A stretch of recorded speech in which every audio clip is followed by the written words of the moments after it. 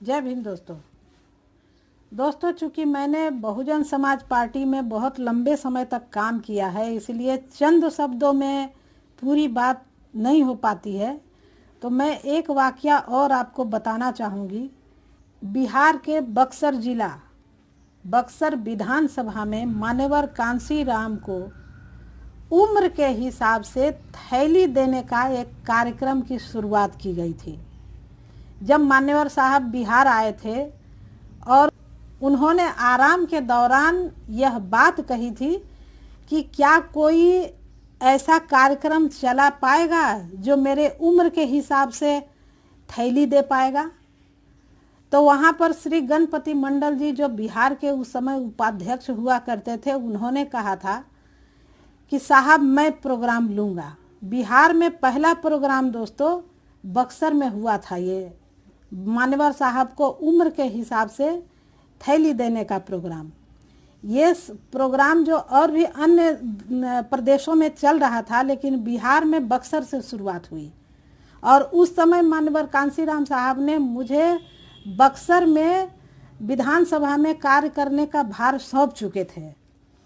तो दोस्तों आइए मैं बताती हूँ उस अनुभव को। उस समय मान्यवर कांशीराम साहब का उम्र 65 वर्ष था।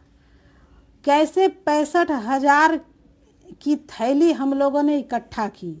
और हाँ, कांशीराम साहब का एक निर्देश था कि किसी से भी 10 रुपया से ज़्यादा मत लेना। मतलब किसी से 100 रुपया तो लेना ही मत, 10-10 रुपया करके इकट्ठा करना है आपको। मान्यवर साहब को उम्र के हिसाब से उनको थैली देने के लिए लोगों में हुजूम बढ़ गया था। लेकिन ये हुजूम के लिए गणपति मंडल जी ने जो अपनी टीम बनाई हुई थी, उन टीम ने बहुत मदद की। गणपति मंडल जी की टीम दिन और रात करके 1 महीना में 1 लाख रुपया 10-10 रुपया करके इकट्ठा किया। आप सोचो कि अगर 1 लाख रुपया इकट्ठा हुआ है सिर्फ 10-10 रुपया का, तो फिर वो कितना घर गया था। ये है सोशल रिवॉल्यूशन का आगाज। मतलब अगर 100 रुपया आप लेते हैं तो 1 घर जाते हैं, लेकिन 10 रुपया करके 100 रुपया लेते हैं तो 10 घर जाते हैं। ये मान्यवर साहब की सोच थी। ये सोच उन्हें कैसे डेवलप हुई? जब मान्यवर साहब ने अपने चुनाव के लिए चादर बिछाया था और लोग उस पर पैसे दे रहे थे, तो इसको हल्के में ना लीजिए। ये एक सोशल रिवॉल्यूशन का एक प्रथम स्टेज था मान्यवर कांशीराम साहब के लिए। वो टेस्ट कर रहे थे।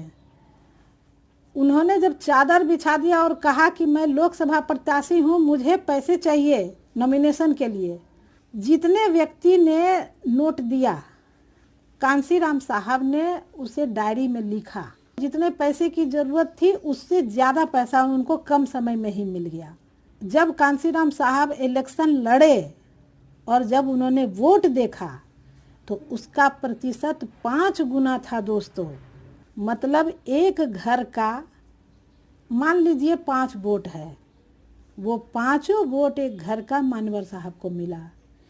ये सोच थी। इसी सोच को डेवलप करके मान्यवर साहब ने यह बात बताई भी थी।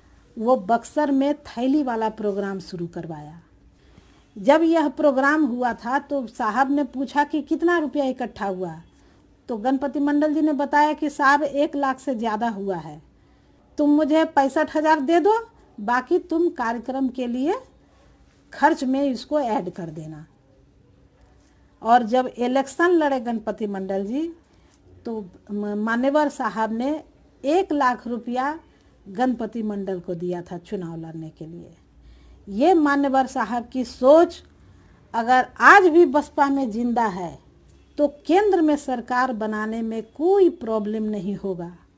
दोस्तों मेरा आज बताने का यही मकसद था कि इस तरह से हम लोग मान्यवर साहब के साथ, अपने उस समय के दोस्तों के साथ, बसपा कार्यकर्ताओं के साथ जो वर्क किया था, वो पार्टी का कार्य नहीं लगता था दोस्तों। वो लगता था कि उत्सव हो रहा है, खुशी मनाई जा रही है।